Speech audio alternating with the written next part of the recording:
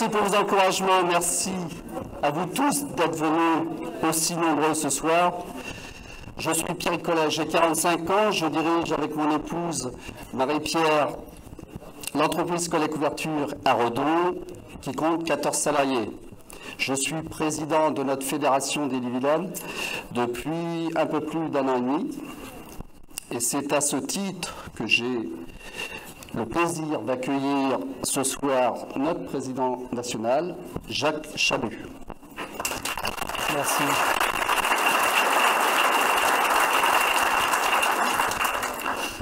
Donc moi je suis un petit peu plus âgé que Pierrick, 51 ans et entrepreneur dans une ville de Rhône-Alpes qui s'appelle Bourgoin-Jallieu, une entreprise de maçonnerie qui a été créée en 1924 par mon arrière-grand-père, une entreprise de 80 personnes, et président de la Fédération française du bâtiment depuis, Hugues, juin 2014. Voilà.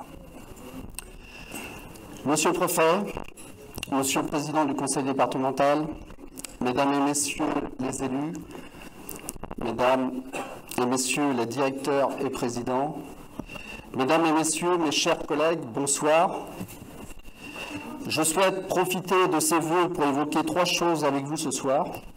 Remercier les acteurs, bien sûr, qui sont à mes côtés au quotidien, échanger avec vous sur la situation économique actuelle et enfin vous proposer une orientation nouvelle, avec très modestie, de progrès social.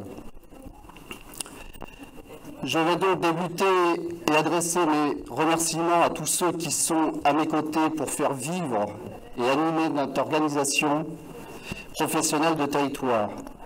Je veux saluer ce soir l'énergie et la détermination de ces représentants qui travaillent et donnent de leur temps pour la profession.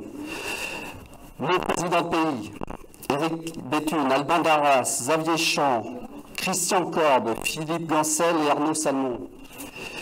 Bien évidemment également nos chefs de file de groupe, Véronique Daniel pour le groupe Femmes du bâtiment, qui est là tout à l'heure, il me semble. À ta droite. Elle est là, Véronique.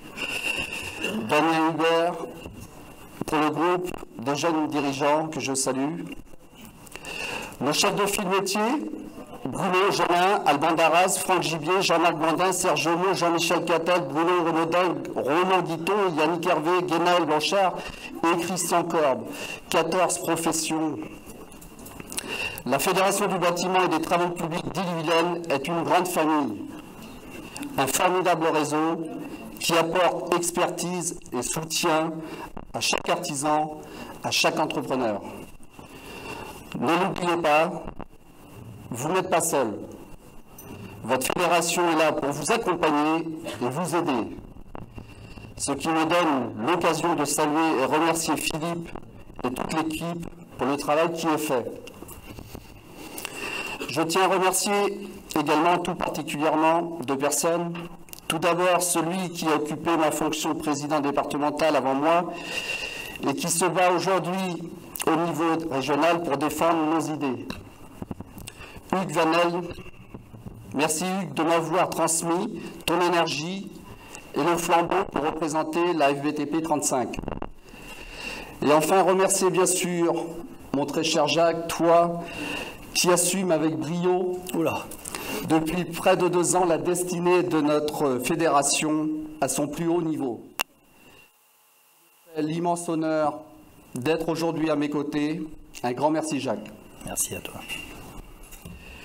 Je veux également ce soir vous remercier, mes chers collègues, pour votre formidable capacité de résistance et d'adaptation dans ce contexte difficile. Je comprends le sentiment d'abattement et de colère qui frappe plusieurs d'entre vous face à un environnement administratif, juridique et financier toujours instable et toujours plus lourd. Il en faut du courage pour rester acteur engagé dans la construction de la France de demain. Il en faut du courage pour préserver ce qui fait la richesse de nos entreprises, les femmes et les hommes qu'elle emploie. Oui, ce sont bien ces femmes et ces hommes qui sont la valeur première de nos entreprises et notre territoire. Je vous assure que je n'aurai de cesse encore cette année de défendre nos intérêts et nos valeurs. Soyons des acteurs engagés et responsables de notre avenir. Depuis 2007, le secteur du bâtiment fait face à la plus longue crise de son histoire. Le terme de crise, d'ailleurs, peut être inexact. Nous pourrions tout aussi bien dire que nous sommes entrés dans une nouvelle ère économique avec de nouveaux défis, la transition numérique et la transition énergétique n'en sont pas des moindres.